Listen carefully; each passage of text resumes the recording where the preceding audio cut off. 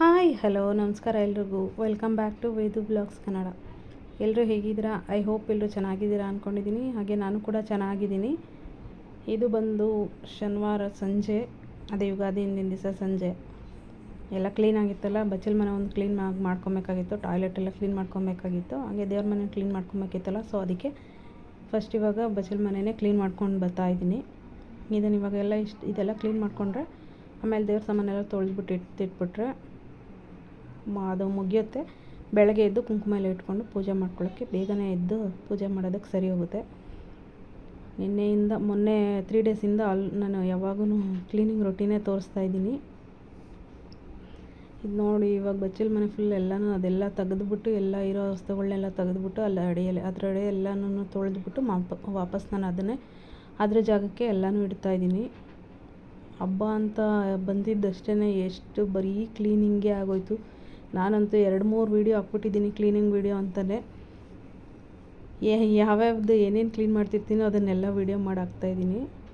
ನೋಡಿ, ಇವಾಗ ನಾನು ಯಾವ ರೀತಿ ಕ್ಲೀನ್ ಮಾಡ್ತೀನಿ ಅಂತ ನಾನು ವೀಡಿಯೋ ಮಾಡಿ ಅಪ್ಲೋಡ್ ಮಾಡ್ತಿದ್ದೀನಿ ಅಷ್ಟೇ. ನೋಡಿ, ಇವಾಗ ಶಿಂಕೆಲ್ಲನೂ ಕ್ಲೀನ್ ಮಾಡ್ಕೊತಾ ಇದ್ದೀನಿ.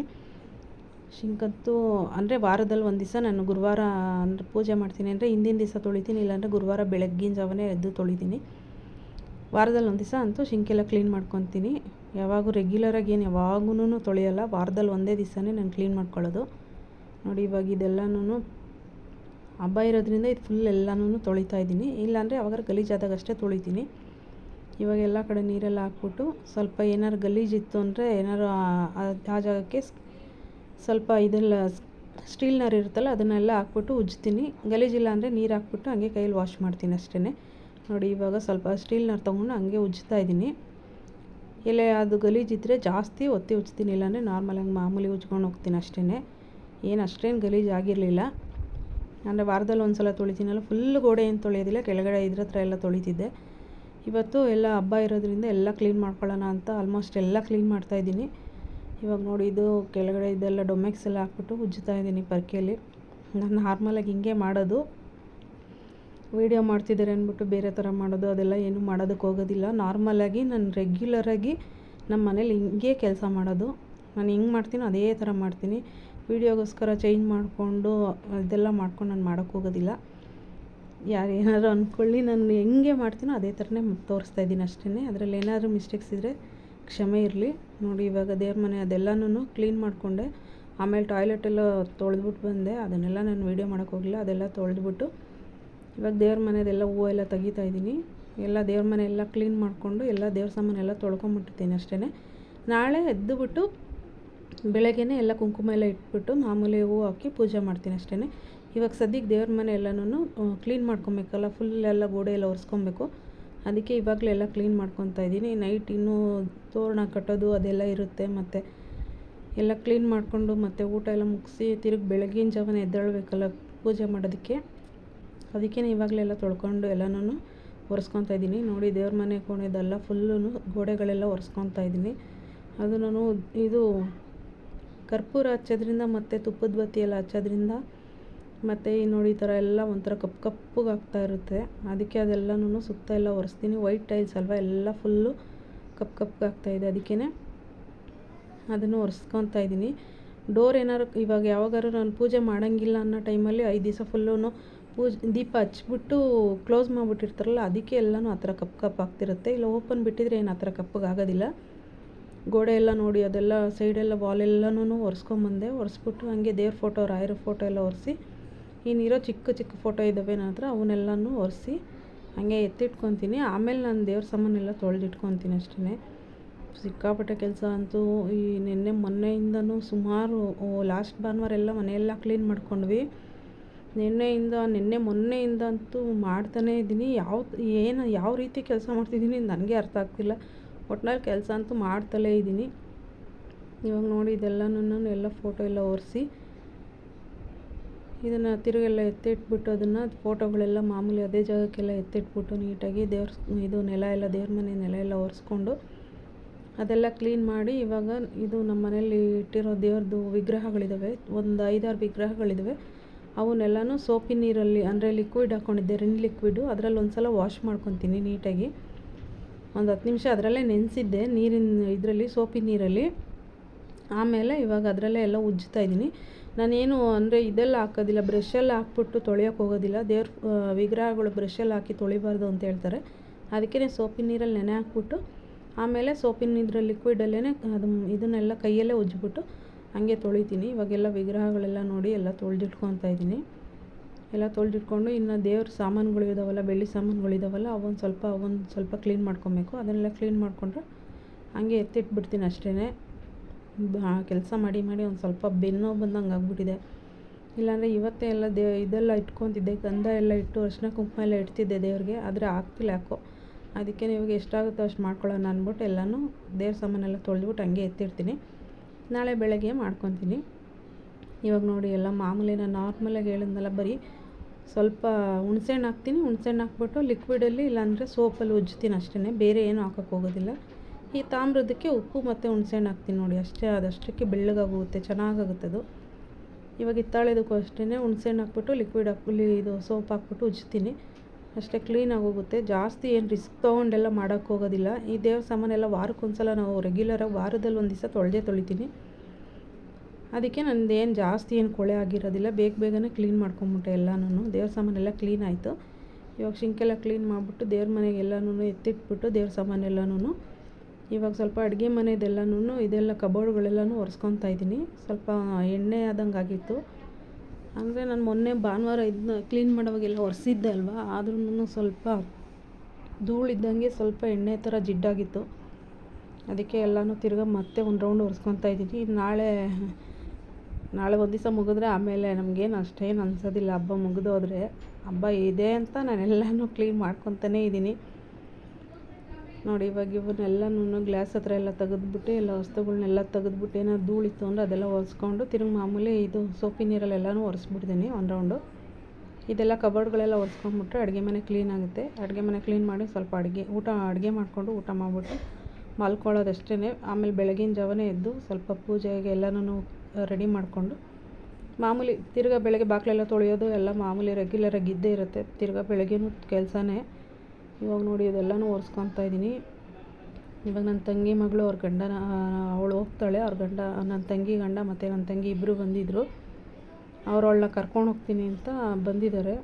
ಅವರು ಹಂಗೆ ಇವಾಗ ಅನ್ನಕ್ಕೆ ಇಟ್ಬಿಟ್ಟು ರಸಮ್ ಏನಾರು ಮಾಡಿಬಿಟ್ಟು ಅವರು ಊಟ ಮಾಡ್ಕೊಂಡು ಹೋಗ್ತಾರೆ. ಅವಳನ್ನ ಕರ್ಕೊಂಡು ಇವಾಗ ನಾನು ಸದ್ಯಕ್ಕೆ ಇಷ್ಟು ಕೆಲಸ ಇತ್ತು, ಇಷ್ಟೆಲ್ಲ ಮುಗಿಸ್ಕೊಂಡು ನೋಡಿ ಇವಾಗೆಲ್ಲನೂ ಇದೆಲ್ಲ ಕ್ಲೀನ್ ಮಾಡ್ಕೊತಾ ಇದ್ದೀನಿ. ಮತ್ತು ಇದು ಎಕ್ಸಾಸ್ಟರ್ ಇತ್ತಲ್ಲ ಅದನ್ನು ಅಷ್ಟೇ ಸ್ವಲ್ಪ ಎಣ್ಣೆ ಎಲ್ಲ ಆಗಿತ್ತು, ಅದನ್ನು ಎಲ್ಲ ಒರೆಸ್ಕೊಂಡಿದ್ದೀನಿ. ಅದಂತೂ ತೀರಾ ಒಂದು ಸ್ವಲ್ಪ ಜಾಸ್ತಿನೇ ಎಣ್ಣೆ ಆಗಿದೆ. ಅದೆಲ್ಲ ಕ್ಲೀನ್ ಮಾಡ್ಕೊಬೇಕು. ಅಂದರೆ ಯಾರನ್ನ ಇದು ಕ್ಲೀನ್ ಮಾಡ್ತಾರಲ್ಲ ಅವ್ರನ್ನೇ ಮಾಡಿಸ್ಕೊಬೇಕು. ಜಾಸ್ತಿ ಎಣ್ಣೆ ಆಗಿದೆ, ನಮ್ಮ ಕೈಯಲ್ಲಿ ಅಷ್ಟು ಫುಲ್ ಎಲ್ಲನೂ ಕ್ಲೀನ್ ಮಾಡೋದಕ್ಕಾಗೋದಿಲ್ಲ. ಇವಾಗ ನೋಡಿ ಇವೆಲ್ಲ ಇರೋವೆಲ್ಲನೂ ತೊಳೆಯೋ ಪಾತ್ರೆಗಳೇ. ಆ ಕಡೆ ಕುಕ್ಕರ್, ಬಿಸಿಬೇಳೆ ಬಾತ್ ಇದ್ದಿದ್ದು ಕುಕ್ಕರು, ಈ ಕಡೆ ಅನ್ನ ಸಾಂಬಾರು ಇದ್ದಿದ್ದು ಕುಕ್ಕರ್ ಎಲ್ಲ ಇದೆ. ಇವೆಲ್ಲ ತೊಳೆಯೋ ಅಂಥವೇ. ಇವಾಗೆಲ್ಲ ಒಂದು ರೌಂಡ್ ಎಲ್ಲ ಹಾಕ್ಕೊಂಡು ಅವನ್ನ ತೊಳೆದ್ಬಿಟ್ಟು ಅವೆಲ್ಲ ಪಾತ್ರೆ ಎಲ್ಲ ತೊಳೆದ್ಬಿಟ್ಟು ಇವಾಗ ಶಿಂಕದು ನಲ್ಲಿಗಳೆಲ್ಲ ಇದ್ವಲ್ಲ, ಕೊಳಾಯಿಗಳು, ಟ್ಯಾಪ್ಗಳು, ಅವನ್ನೆಲ್ಲನೂ ಉಜ್ಕೊತಾ ಇದ್ದೀನಿ. ಯಾವುದೊಂಚೂರು ಗಲೀಜಾಗಿ ಕಾಣಿಸ್ತಾ ಅದೆಲ್ಲ ಆವಾಗಲೇ ಕ್ಲೀನ್ ಆಗಿಬಿಡ್ಬೇಕು. ಇಲ್ಲ ನನಗೆ ಏನೋ ಕ್ಲೀನ್ ಮಾಡಿಲ್ಲ ಅನ್ನೋ ಫೀಲಿಂಗ್ ಬರ್ತಾ ಇರುತ್ತೆ. ಇವಾಗ ನೋಡಿ ಇದನ್ನೆಲ್ಲನೂ ವಾಶ್ ಮಾಡ್ಕೊತಾ ಇದ್ದೀನಿ. ಆದರೆ ಕ್ಲೀನ್ ಮಾಡ್ತಾಯಿದ್ರೆ ಇನ್ನೂ ಕೆಲಸ ಇದ್ದೇ ಇರುತ್ತೆ. ನಾವು ಅಂದ್ಕೊಳೋದಷ್ಟೇ ಅಲ್ಲ, ಎಲ್ಲನೂ ಹುಡುಕಿ ಇನ್ನೂ ಏನಾದರೂ ಕೆಲಸ ಇದ್ದೇ ಇರುತ್ತೆ. ನನ್ನ ಮೇಲೆ ನೋಡ್ತಾ ಇಷ್ಟೆಲ್ಲ ಕ್ಲೀನ್ ಮಾಡ್ಕೊಂಡು ಬರ್ತಾಯಿದ್ದೀನಿ ನೋಡಿ. ಇವಾಗೆಲ್ಲ ಶಿಂಕು ಕೊಳ ಎಲ್ಲನೂ ಕ್ಲೀನ್ ಆಯಿತು. ಇದೆಲ್ಲನೂ ಎತ್ತಿ ಆಚೆ ಹಾಕ್ಬಿಟ್ಟು ಇವಾಗ ನೋಡಿ ಎಲ್ಲನೂ ಸೋಪ್ ಇದರಲ್ಲೇ ಉಜ್ಕೊಂಡಿದ್ದೀನಿ ಕೊಳ ಎಲ್ಲನೂ ಅಷ್ಟೇ. ಜಾಸ್ತಿ ಬೇರೆ ಏನೂ ಕ್ಲೀನ್ ಮಾಡೋಕ್ಕೆ ಹೋಗಿಲ್ಲ. ನಮ್ಮ ಮನೆಯದು ಬೋರ್ ನೀರಿರೋದ್ರಿಂದ ಸ್ವಲ್ಪ ವೈಟ್ಗೆ ಆಗ್ತಾ ಇರುತ್ತೆ. ಅದಕ್ಕೆ ಅವಾಗವಾಗ ಇದು ಸ್ಟೀಲ್ ನಾರು ಹಾಕ್ಬಿಟ್ಟು ಸೋಪ್ ಹಾಕ್ಬಿಟ್ಟು ಉಜ್ಜುತ್ತಾ ಇರ್ತೀನಿ.